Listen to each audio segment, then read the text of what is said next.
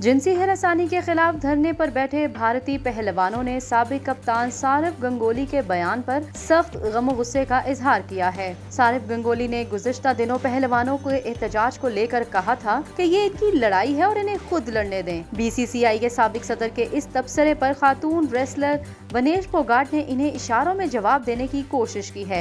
बजरंग पूनिया, वनेश फोगाट और साक्षी मलिक समेत कई पहलवान दिल्ली के जंतर मंतर पर रेसलिंग फेडरेशन ऑफ इंडिया के सदर बृजभूषण शरण सिंह के खिलाफ एहतजाज कर रहे हैं। पहलवानों ने गुज़िश्ता रोज दिल्ली के सड़कों पर कैंडल मार्च किया, जिसमें इनका साथ देने के लिए भारतीय किसानों की बड़ी तादाद भी पहुंची। 2 मरतबा की ओलंपियन वनेश फोगाट ने हिंदुस्तानी क्रिकेट टीम के साबिक कप्तान सौरव गंगोली के बयान पर कहा है कि खेल हमें ये नहीं सिखाता कि अपना घर भरो, बाकी अवाम जाए भाड़ में। WFIA के सरबराह बृजभूषण सिंह के खिलाफ एहतजाज करने वाले पहलवान उम्मीद कर रहे हैं कि जंतर मंतर पर होने वाली खाप महापंचायत कामयाब होगी और इन्हें मजीद हमायत हासिल होगी। वनेश ने प्रेस कॉन्फ्रेंस में कहा, जंतर मंतर पर हमारी हड़ताल का आज 15वां दिन है। हकीकत यह है कि आप लोग यहाँ हैं और हम भी यहाँ हैं। हम हर इस शख्स का शुक्रिया अदा करना चाहेंगे जो यहाँ हमारे साथ बैठे हैं और हमारा साथ दे रहे हैं। इंसाफ की इस जंग में हमारे साथ खड़े होने पर हम पूरी कौम का शुक्रिया अदा करना चाहते हैं। हमें उम्मीद है